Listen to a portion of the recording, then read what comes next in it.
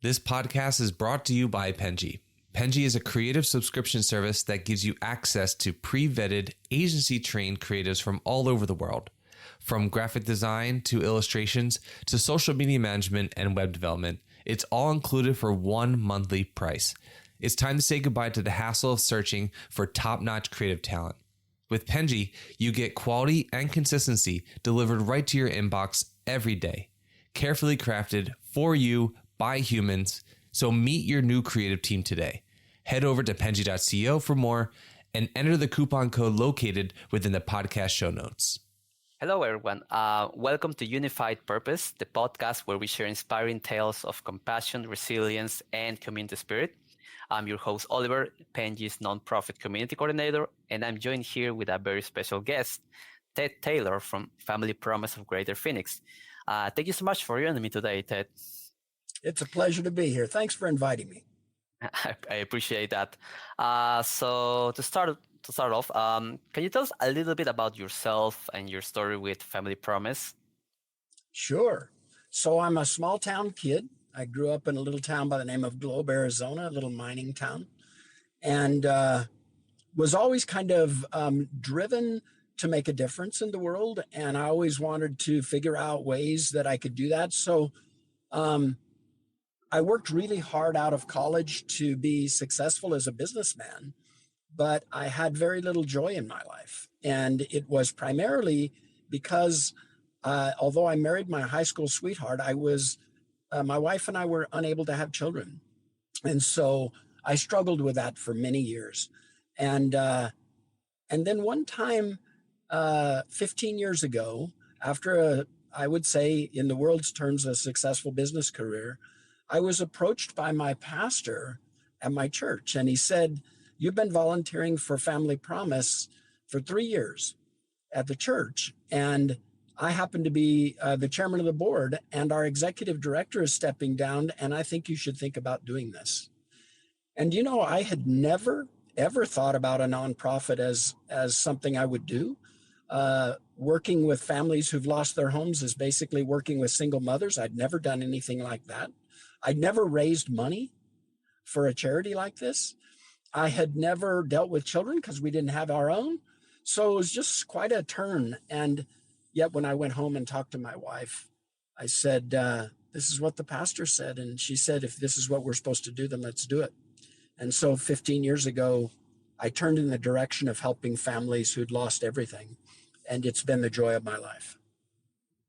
That's amazing to hear, Ted. It's like you got a higher calling to help other people. I really liked the bit that you said about just working and just not finding happiness maybe in the work that you do. I kind of relate to that. I also as soon as I graduated from marketing, I didn't find much happiness in my work, and just recently realized that I'm a person who likes to help people. So finding other people like yourself that just loves to help people that fulfills them is good. It's good to know. Good to know that I'm with someone that's familiar with it. And let me mention this to you. I think it's important that you hear that you're so blessed that it happened to you at a young age. It happened to me at 49. So at a young age, you have a chance to really live a life of joy and fulfillment without chasing that dream of joy. And that is such an important part of this short life, in my view. I feel blessed. I feel like I'm doing my part in helping this world by doing this podcast, by doing Unified Purpose with you. 100%. I gotta feel a little bit proud of that. Yes. So, Ted, I like to do a little bit of digging on the guests. And something that was peculiar for me with Family Promise was that you were with them for about 15 years now. Yeah. And how do you have you seen the organization change and grow during that time? Oh my goodness. So when I started, there were 2 employees. I was the second. And there was one site, and we were serving about 30 families a year. I mean, just to give you magnitude, we had no money at that time, zero. In fact, we had a balloon payment. Within 8 months of my arrival, of $80,000, and Wow. I'd never raised a penny. So in that time, we have grown into 5 sites serving over 400 families a year. The staff is 21, and our budget is almost $3 million a year today. So we are doing amazing work, and I think to a great degree it is a reflection of the type of shelter that it is, which is a brilliant model, and I won't take credit for that. I'll give that to God, because I think it is a brilliant model that is untouchable anywhere in the US for how best to solve big problems in society. Is the model that Family Promise is, which is asking the community to partner with us, providing bedrooms for families who would never have a home. That's incredible to hear. So yeah, I heard about how Family Promise. It's like a community effort to help those in need, and it's Exactly great right. to hear. It's great to hear that only 2 people started it, and now it's like a lot of people, a lot of communities, a lot of families coming together to help.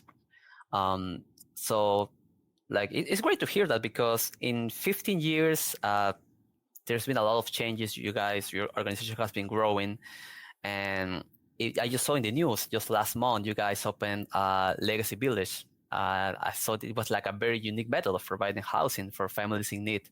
Can you tell us like a little bit more about that, about using the ocean containers?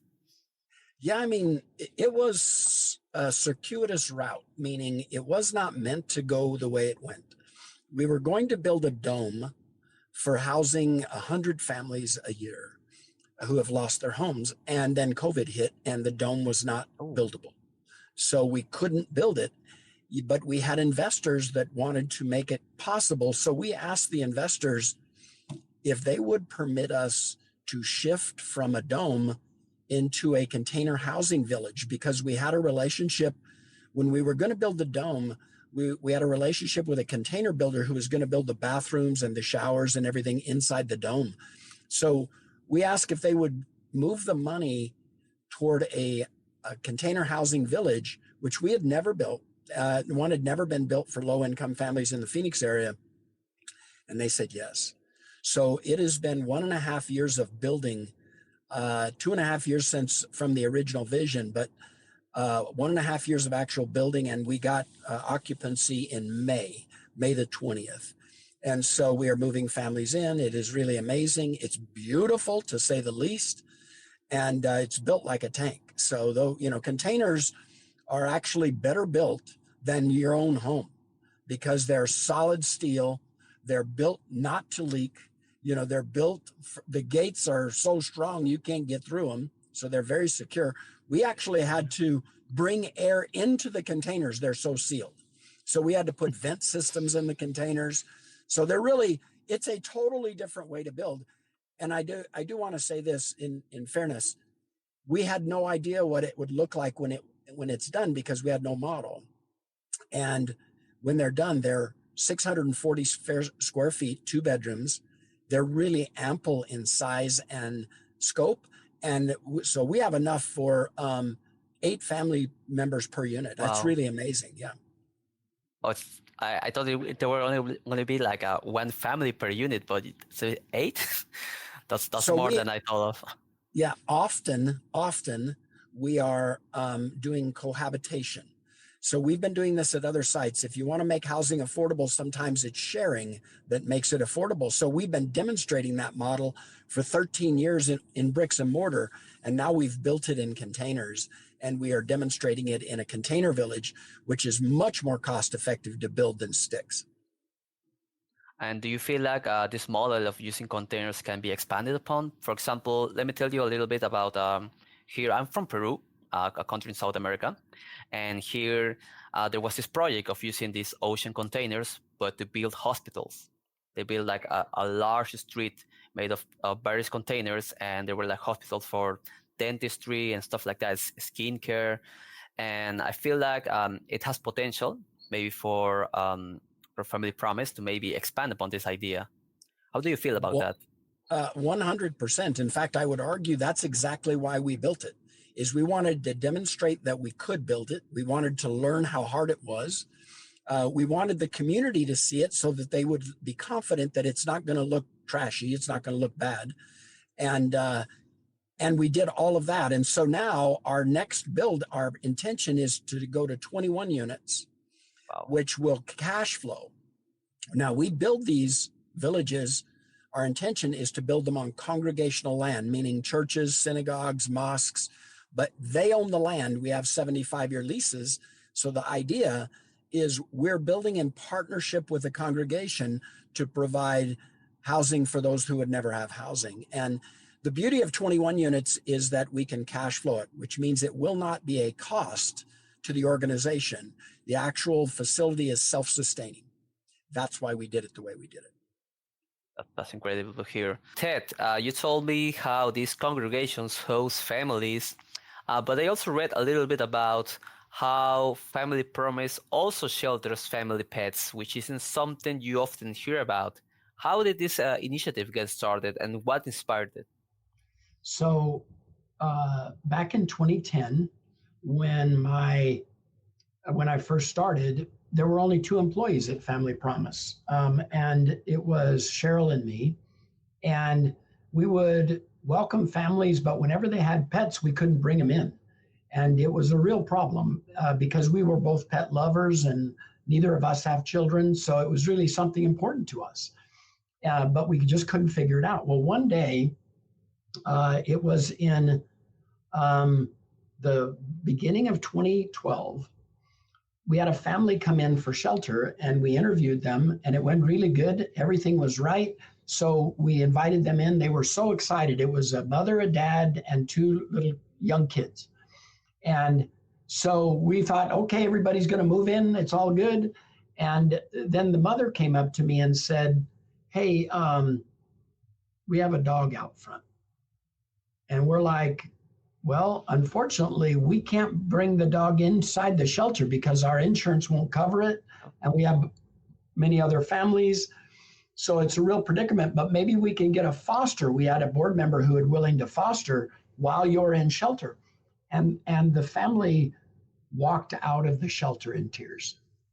And I remember thinking at that time for both Cheryl and I, it broke our hearts because you realize that the number one risk that a family has when they lose their home is they're going to lose their children. And the reason it's a big deal is the fact is that 1/3 of families who lose their homes end up losing their children. And so we knew them walking out meant they were again at very high risk of losing their children. If the police, for example, found them in a parking lot or sleeping behind a store, that we knew we were going to have trouble. So just broke our hearts. We're trying to figure out a solution. Then I get this really strange call out of the middle of nowhere. So here's the call. Bring. This is Andy Iscadero from PetSmart National. My boss is the head of supply chain management. He likes what you guys are doing and wondering if you could come down to PetSmart and visit with us about how we might work together. Now, I don't know about you, but we could never have gotten that phone call. Never. So it was what we call a blessing. Just out of the blue, we get this call. So we go down there and they said, what do you want to do? And we said, we want to welcome families into shelter. They said, do you have a plan? We said, no, we really don't have a plan, but we've got an apartment that we maybe could convert into a pet sanctuary. They said, do you have a budget? We said, no. And I'm telling you the truth. They said to me, we're doing it. We're going to help you do this.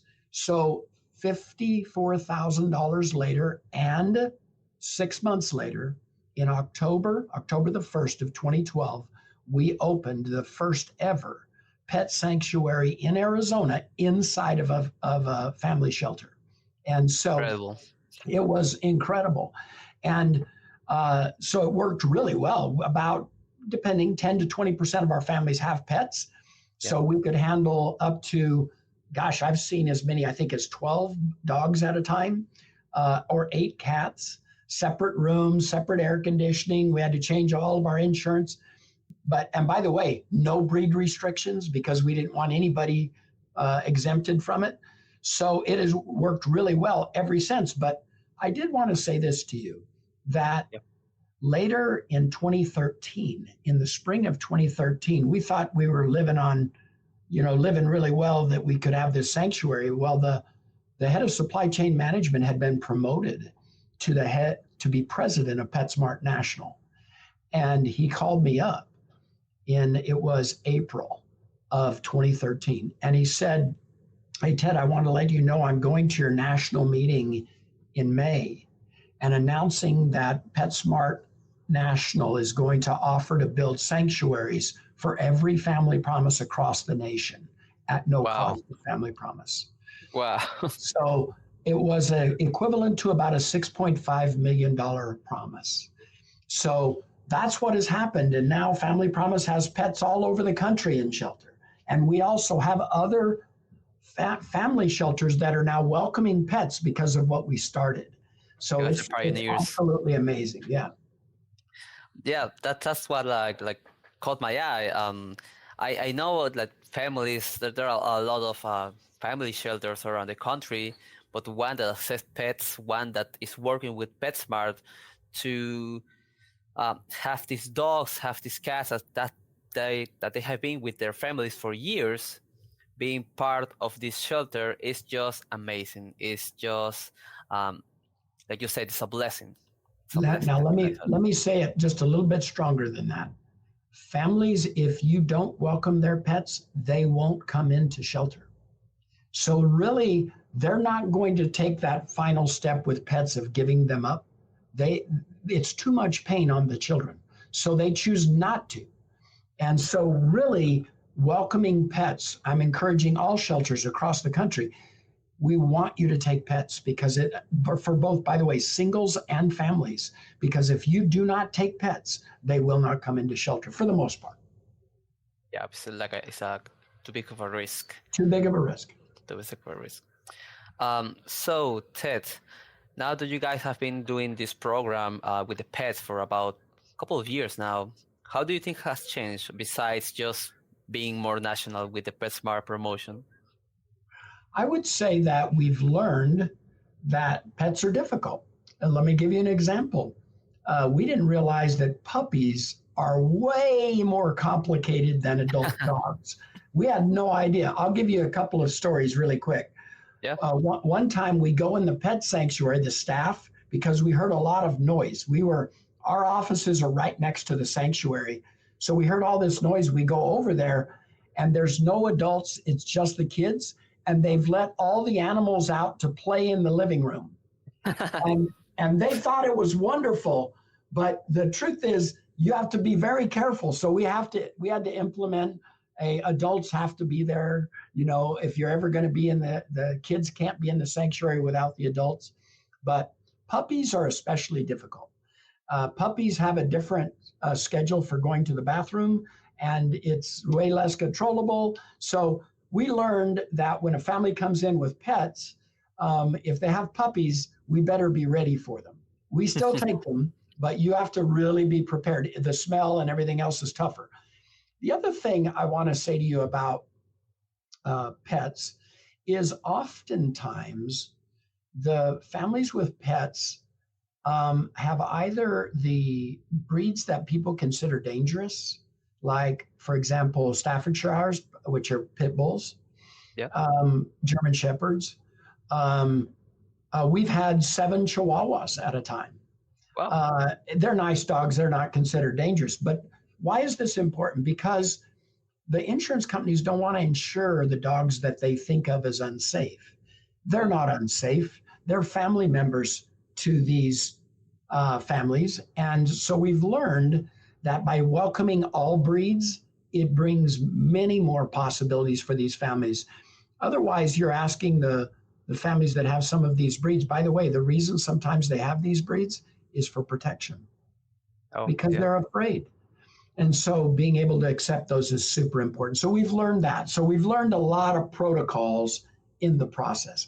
The other thing, just to make you laugh, we learnned that dog barks, especially high pitch, go through walls really easily.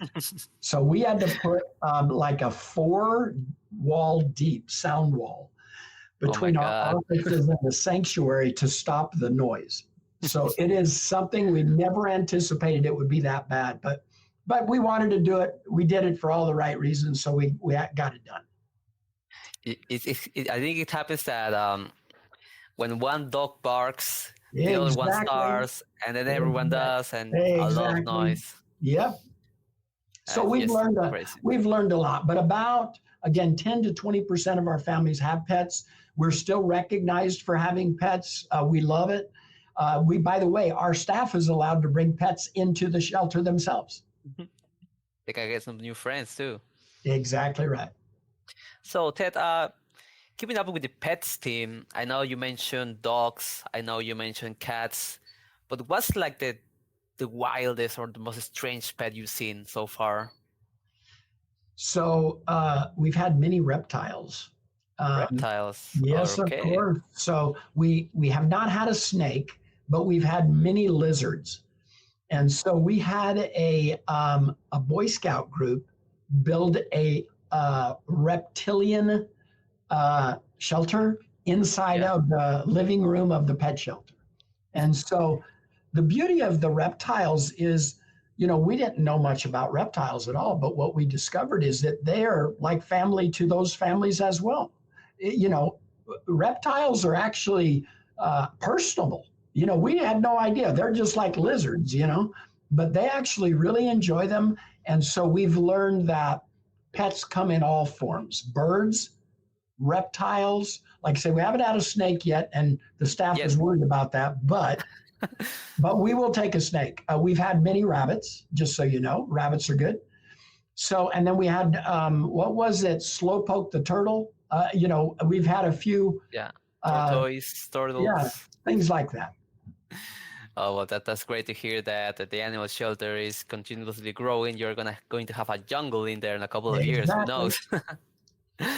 Well, so leaving pets behind, there is one thing that I always love to ask about. Well, I talked with a lot of nonprofits, and they help many different demographics. And one thing that they all share in common is that when you work with a certain type of demographic for many years, you gain some special insights or perspectives that just a normal citizen wouldn't have. So Ted, now that you have here our audience listening, what is that one insight or perspective you wish more people understood about family homelessness? So I am a man of faith, and I had no idea until I began working with these families who've lost everything what real faith looks like. Real faith is when you've lost everything and you have nothing yet left to hold on to. And these families would come to me and comfort me. When I was having tough times, when I was struggling with an employee, or maybe we're struggling to raise money, they would comfort me. I had a bad experience hiking in a canyon that is a different story, but I was air evac out of a canyon one time. And when I got back to the shelter, the families had heard about it, and the families came to me to comfort me. What I've learned is that true faith comes when you give up on yourself to the degree that you have to trust in something greater than yourself. And I've learned that that's the purest kind of faith. So in my view, that is one of the biggest blessings I've had in this work, is to witness people of tremendous faith. I'm blessed. I have so much in my life, and whether it's work or family or whatever, and they've lost so much, and yet they're demonstrating their faith to me. So I think it's beautiful. I think that's the most important thing I could impart. That's beautiful, Ted. I also have, being honest, I'm a person who never had a proper definition of faith, and I think you're giving me one. Just letting go, having someone out there that even in my lowest moments, I know they'll catch me if I'm falling. Yep. It's great to hear. Yep. And for my last question, Ted, and we are switching to a more hopeful vision of the future. What do you see Family Promise doing in the next 3 to 5 years? You have any big projects in mind or goals you're especially excited about? Yes, I think that two things. I continue to believe that the Family Promise model is the most brilliant model ever developed to serve families. I deserve no credit for that. I think it is divine that this model came. And the reason I say that is because having the community help us solve homelessness by providing bedrooms and food is infinitely more scalable. We can serve way more people than we could ever build enough buildings to serve, and they want to help.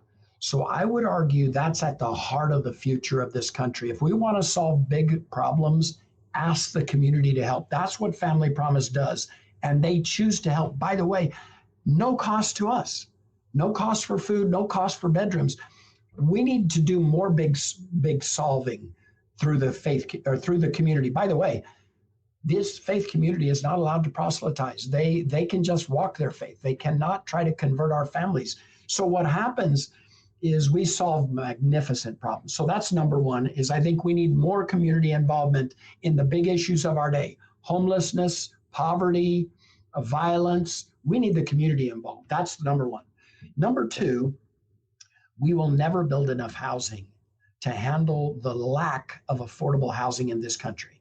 So my belief, and we are leading this charge, is educating families how to share housing and we are actually building housing that is for purposes of sharing.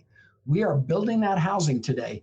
And our goal is to work with congregations all over this country to build housing on their properties that will allow families to share and thereby make them cost effective, where they will not be overly burdened by housing costs, where they can participate in their families' lives, they can stay out of homelessness, they can have resources to buy clothing, buy food, buy extracurricular activities like we want to buy in our life. So I would argue the real solution to homelessness is community. It's not building things. It's community. Okay? That's great to hear, Ted. And with that hopeful vision of the future, we'll wrap up today's conversation. Thank you so much for sharing the work Family Promise is doing and the impact it's making in the community. For anyone listening, if you'd like to get involved, whether by fundraising or volunteering, you can check out the links in the description. As always, thank you all for watching. And Ted, thank you once again for your time. My pleasure. Thank you. You've been listening to Unified Purpose, brought to you by Penji. Check out the show notes to learn more about today's guest. And to learn more about Penji, the human-first creative subscription service, head over to penji.co.